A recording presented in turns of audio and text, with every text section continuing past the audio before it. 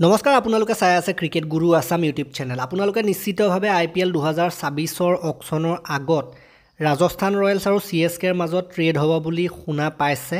CSK এজন wicket keeper captain বিচাৰি আছে, সেইটো কাৰণে তেওঁলোকে চেমছনৰ দিশত যাব বিচাৰিব আৰু চেমছনৰ ঠাইত তেওঁলোকে জাদেজা আৰু চেম কৰনক দিব ৰাজস্থান টিমটোক।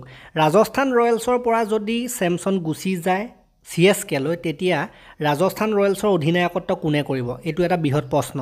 পোনপ্ৰথমে নামটো মনলৈ আহে ৰিয়ান পৰাগৰ, কাৰণ ৰিয়ান পৰাগে যোৱাবাৰ কেপ্টেইনচি কৰিছিলে ৰাজস্থান ৰয়েলছ দলৰ বহুকেইখন মেটছত। কিন্তু বৰ্তমান সময়ত আপোনালোকে কি খবৰ ওলাই আহিছে সেইটো শুনি আচৰিত হ'ব, কাৰণ ৰিয়ান পৰাগ কেপ্টেইনচিৰ দাবীদাৰিত্বত নাই, কেপ্টেইনচিৰ কণ্টেণ্ডাৰ নহয় ৰিয়ান পৰাগ। যদিওবা আমি ভাবি আছিলোঁ, কিন্তু ভবা কথা নহয় সিদ্ধি, বাটত আছে কণা বিধি বুলি এষাৰ কথা আছে অসমীয়াত। বৰ্তমান খবৰ ওলাই অহা অনুসৰি ৰাজস্থান ৰয়েলছ দলে আন কেইজনমানকহে অধিনায়ক হিচাপে বিচাৰিছে। তাৰ ভিতৰত আছে য়শস্বী জয়ছোৱাল।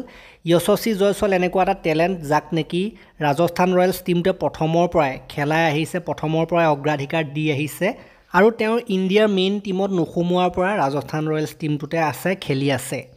সেইটো কাৰণে বহুতে ভাবিছে বা ৰাজস্থান ৰয়েলছ টিমেও ভাবিছে যে তেওঁক অধিনায়কত্ব দিলে ভাল হয়। আৰু এটা নাম এই ক্ষেত্ৰত ওলাই আহিছে, ৰাজস্থান ৰয়েলছ টিমৰ ভিতৰ চোৱাৰ পৰা অহা খবৰে হয় এইটো।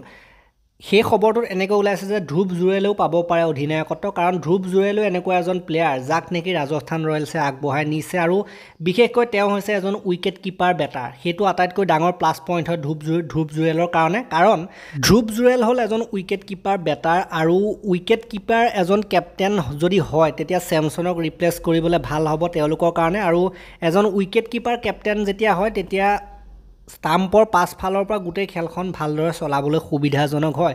গতিকে তেনেকুৱা এজনেই অধিনায়ক বিচাৰে ৰাজস্থান ৰয়েলছ টিমটোৱে। গতিকে সেই ক্ষেত্ৰত ধ্ৰুৱ জুৰেল সকলোতকৈ আগত আছে বুলি বৰ্তমান সময়ত খবৰ ওলাই আহিছে।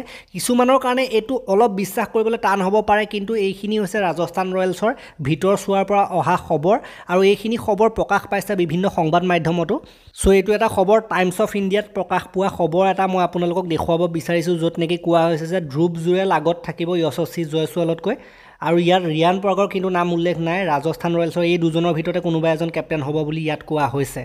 যি কি নহওক এই ভিডিঅ'টো ইমানেই আছিলে, ভাল লাগিলে যদি লাইক কৰি দিব, শ্বেয়াৰ কৰি দিব, চেনেলটোলৈ নতুনকৈ আহিছে যদি ছাবস্ক্ৰাইব কৰি ঘণ্টাটো দবাই থৈ যাবলৈ নাপাহৰিব। আৰু এটা নতুন ভিডিঅ' লৈ অনাৰ প্ৰতিশ্ৰুতিৰে বিদায় মাগিছোঁ। ধন্যবাদ। আৰু বিভিন্ন ভিডিঅ' আমাৰ চেনেলটোত আহি আছে, আপোনালোকে এইসমূহ চাব বুলি আশা কৰিলোঁ। ধন্যবাদ।